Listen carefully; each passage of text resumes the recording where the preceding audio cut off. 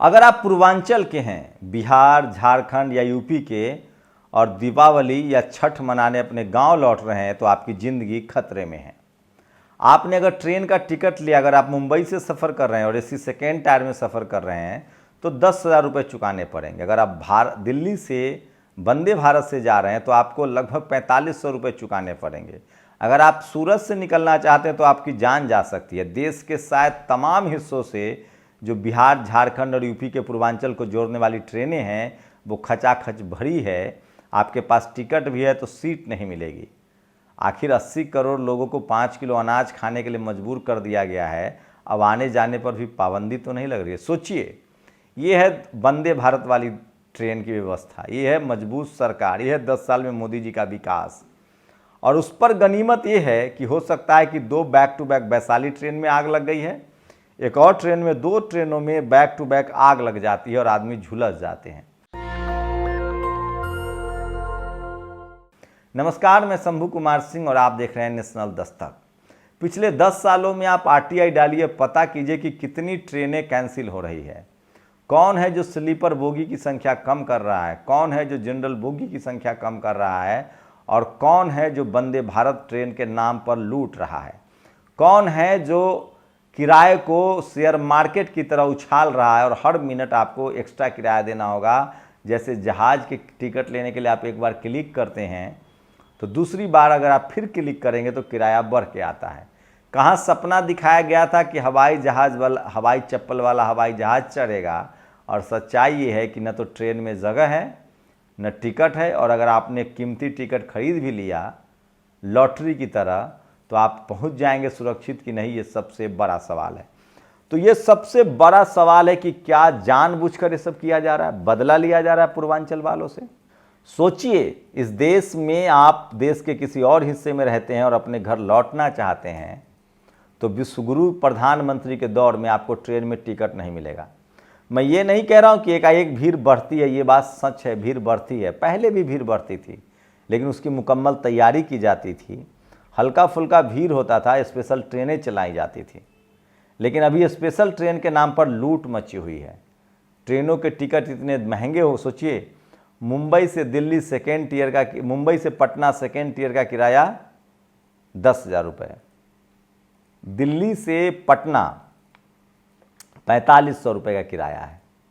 और ये सब आंखों के सामने हो रहा है। वैशाली एक्सप्रेस में आग लग जाती है, 25 लोग करीब झुलस गए, ये सबसे बड़ी खबर है। तो क्या प्रधानमंत्री नरेंद्र मोदी बिहारियों से बदला ले रहे हैं? ये सबसे बड़ी खबर है आज की जो सोशल मीडिया पर वायरल है, लेकिन इसके बारे में कोई बात नहीं करेगा।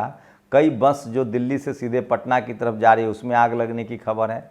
लोग जान जोखिम में डालकर अपने घर त्यौहार मनाने जा रहे हैं। ये कैसे विश्वगुरु की आप कल्पना कर सकते हैं? सोचिए, एक रेल मंत्री लालू यादव भी हुआ करते थे जो जनसाधारण एक्सप्रेस चलाया, 1 रुपये का टिकट कम किया, दुरंतो एक्सप्रेस चलाया।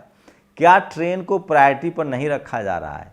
क्या ये भी एक कोई बड़ी कॉन्स्पिरेसी का हिस्सा है? सोचिए, इस देश में कितने % लोग हैं जो हवाई जहाज़ से सफ़र कर सकते हैं, और कितना, अगर सारे ट्रेन के लोग हवाई जहाज़ से सफ़र करने लगे तो क्या उतना इंफ्रास्ट्रक्चर है? किराया तो दिल्ली से पटना का हवाई जहाज़ से कम नहीं है, मुंबई से पटना का हवाई जहाज़ से कम नहीं है। तो क्या ये सब जानबूझकर किया जा रहा है? लगातार ट्रेनों के जो स्लीपर बोगी है उनको घटाया जा रहा है, जनरल बोगी को घटाया जा रहा है। और सोचिए, ट्रेनों की संख्या पहले ही कम होती जा रही है, नई कोई ट्रेन नहीं चल रही है, और ये सबसे मारक स्थिति है जिस पर पूरा देश आज चिंतित है और डिस्कस कर रहा है। दूसरी सबसे खबर है, मायावती ने एक बड़ा ट्वीट किया है। उन्होंने ट्वीट किया है कि किस तरह से एक बड़ी अफवाह फैलाई जा रही है। आपको बता दें कि 5 राज्यों में चुनाव चल रहे हैं। मिजोरम में पहले ही दौर में लगभग 60 सीटों पर वोटिंग 40 सीटों पर वोटिंग हो गई थी, 40 सीटें हैं मिजोरम में। उसके बाद 90 सीट है, आपको बता दें कि छत्तीसगढ़ में, जहां दूसरे दौर में कल वोटिंग होगी। मध्य प्रदेश के 230 सीटों पर कल वोटिंग होगी। राजस्थान के 200 सीटों पर 25 तारीख को वोटिंग होगी। तेलंगाना के 119 सीटों पर 30 तारीख को वोटिंग होगी। 3 को नतीजे आएंगे। बीएसपी सुप्रीमो मायावती के नाम से एक वीडियो चलाया जा रहा है जिसमें वो कह रहे हैं कि भले बीजेपी जीत जाए लेकिन कांग्रेस ना आ पाए। इस तरह के अफवाह फैलाए जा रहे हैं। इसको लेकर मायावती ने बहुत सख्ती से टिप्पणी की और कहा है कि अफवाहबाज लोग हैं।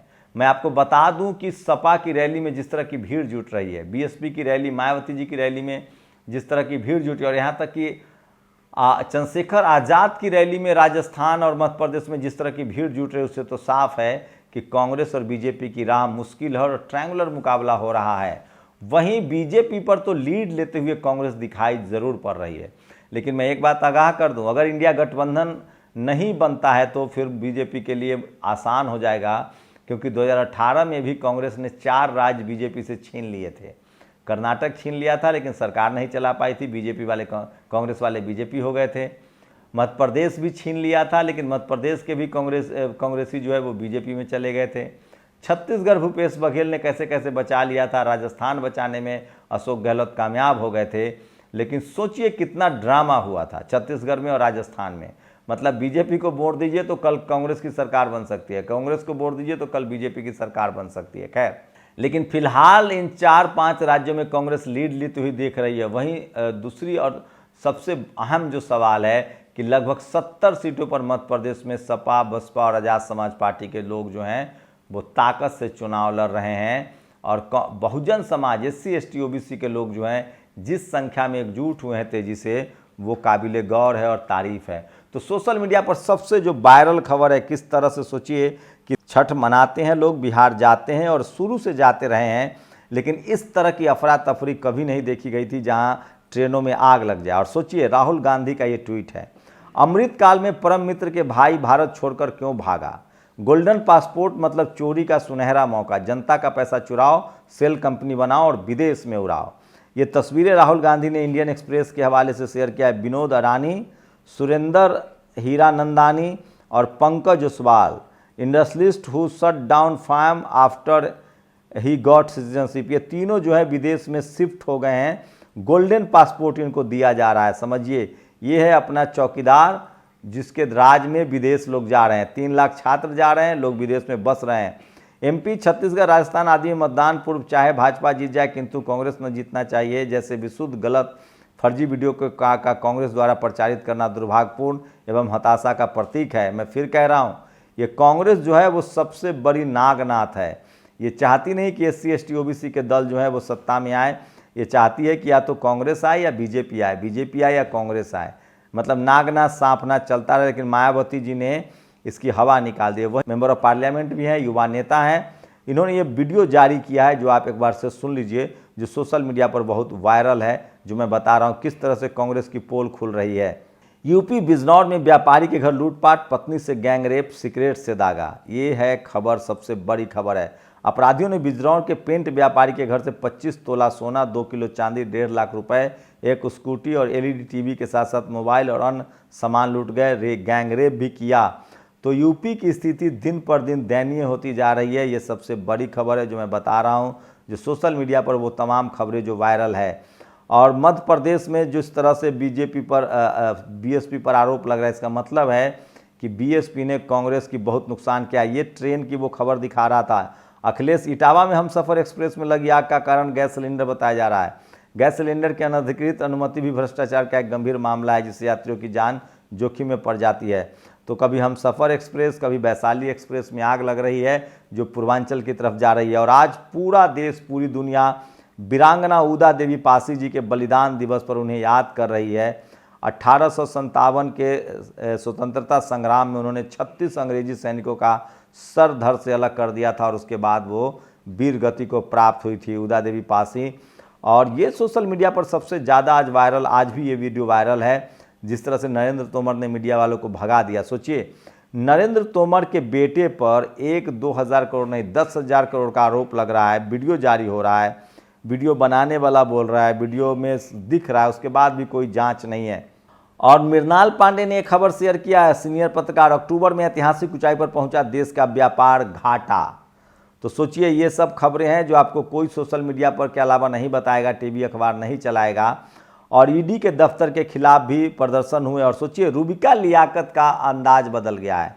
मोहम्मद शमी ने जिस तरह से 7 विकेट लिए हैं और उसके बाद जिस तरह से मोहम्मद शमी की जिस तरह से तारीफ हो रही है, यही रूबिका लियाकत कह रही है कि वो लोग जिनके छाती पर सांप लौट रहे होंगे मोहम्मद शमी की वजह से। सवाल है कि रूबिका लियाकत से पूछा जाना चाहिए कि वो हैं कौन लोग, जिनकी वो प्रवक्ता बनी हुई है वही लोग तो हैं। संघी तो उनको ट्रोल कर रहे थे, गाली दे रहे थे, राष्ट्रद्रोही कह रहे थे।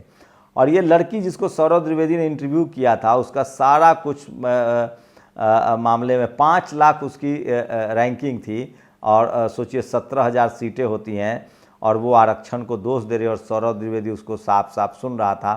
तो सोशल मीडिया पर वो तमाम बड़ी खबरें जो आज वायरल है, जिसको मैं लेकर आया हूँ, और ये वो खबरें हैं जो आपके लिए बहुत ज़रूरी है। इसलिए मैं कहता हूँ सोशल मीडिया ही सच्चा मीडिया है, सोशल मीडिया ही बहुजन मीडिया है। और वहीं ऋषि सुनक ने जिस अंदाज में अपने गृह मंत्री को बर्खास्त किया है, जो भारतीय मूल की थी, और जिस तरह से वो पीड़ित थी इस्लामोफोबिया से, उनको बर्खास्त कर दिया। और आज सबसे ज़्यादा सोचिए मोहम्मद शमी की चर्चा हो रही है, जिन्होंने शानदार 7 विकेट लिए सेमीफाइनल में। और 56 इंच से भी बड़ा मैसेज राहुल गांधी की तरफ से मोदी शमी के लिए। सोचिए मोहम्मद शमी के पक्ष में अब राहुल गांधी ने भी। और रूबिका लियाकत की भाषा बदल रही है। कल तक रूबिका लियाकत से पूछा जाना चाहिए कि कौन संघी हैं जो शमी को गाली दे रहे थे। तो ये देखिए, आप ठीक कह रहे हैं रूबिका जी, देश के प्रधानमंत्री को देश के नागरिकों को कपड़ों से पहचानने की बात नहीं करनी चाहिए थी। सोचिए रूबिका की भाषा बदल, रूबिका मोहम्मद शमी पर मोहब्बत बरस रही है, लेकिन देश में कई ऐसे हैं जिनके सीने पर सांप लौट रहे हैं। उनके एजेंडे को 440 वोल्ट का झटका लगा है। तो ये किसके एजेंडे को झटका, मतलब क्या रूबिका आरएसएस के खिलाफ हो गई है? क्या मोदी भक्तों को झटका लगा है? ये भारत है, इसकी मिट्टी में, इसकी परंपरा से जिसने भी मोहब्बत की है, बदले में मोहब्बत ही पाई है। इस देश को जिसने आगे रखा, पूरे देश ने उसे सर आंखों पर रखा। तुम्हारी जाति, मजहब, खान पान क्या है, इससे किसी को मतलब नहीं। सोचिए ये रूबिका लियाकत की भाषा है। खैर देर आए दुरुस्त आए, लेकिन मुझे लगता तो नहीं है ऐसा कि रूबिका कम से कम इस तरह की बात बोले जो सोशल मीडिया पर वायरल है। और अल शिफा अस्पताल के बाहर बहुत भयानक जंग चल रहा है इस समय फ़िलिस्तीन और इजराइल के बीच में, और ये कोई टीवी अखबार नहीं दिखाएगा आपको। तो सबसे ज़्यादा जो सोशल मीडिया पर खबरें हैं जो वायरल है वो मैं बता रहा हूँ। और सोशल मीडिया सच्चा मीडिया है, सोशल मीडिया ही बहुजन मीडिया है। और बड़े बड़े कमांडर, सेना के अधिकारी इजराइल के मारे जा रहे हैं, सोशल मीडिया पर ये खबर है। तो ये तमाम खबरें। और सोचिए बिहार जा रही वैशाली एक्सप्रेस में लगी भीषण आग, 19 लोग झुलसे से 12 घंटे में इटावा। तो ये सबसे बड़ी खबर है। और किस तरह से ट्रेनों में आग लग रही है, आपको क्या लगता है? ट्रेन में आग लगना संजोग है या प्रयोग है? ये तमाम सवाल जो है वो लोग पूछ रहे हैं, और सारे सवाल जो है वो वायरल हैं। और इजराइल जो है अब सीज फायर के लिए कोशिश कर रहा है। यूनाइटेड नेशन में जो है बहस चल रही है। ये 5वां मौका है जब सीज फायर के लिए बहस चल रही है। वोट पहले भी 120 देशों ने कहा था कि सीज फायर होनी चाहिए, इजराइल नहीं माना। उसके बाद 145 देशों ने फिर वोटिंग की, उसको भी इजराइल नहीं माना।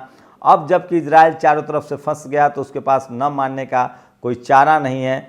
तो वो तमाम बड़ी खबरें जो सोशल मीडिया पर आज की वायरल है वो मैं दिखा रहा हूँ। मायावती ने साफ साफ ऐलान किया है कि कांग्रेस जिस तरह से उनके नाम का इस्तेमाल कर रही है वो बिल्कुल ठीक नहीं है। इसका मतलब है कि कांग्रेस को बड़ा डैमेज हो रहा है 5 राज्यों में। और सोशल मीडिया पर वायरल सवाल है कि अगर नरेंद्र तोमर के बेटे की तरह किसी दलित, पिछड़े, आदिवासी नेताओं पर आरोप लगता तो आज मीडिया छाती पीट रही होती। और सवाल है कि जब सवर्ण नेताओं पर, खासकर बीजेपी के नेताओं पर आरोप लगता है तो वो चुप्पी क्यों साध लेती है? ये सबसे बड़ी खबरें हैं जो आज सोशल मीडिया पर वायरल है। शुक्रिया।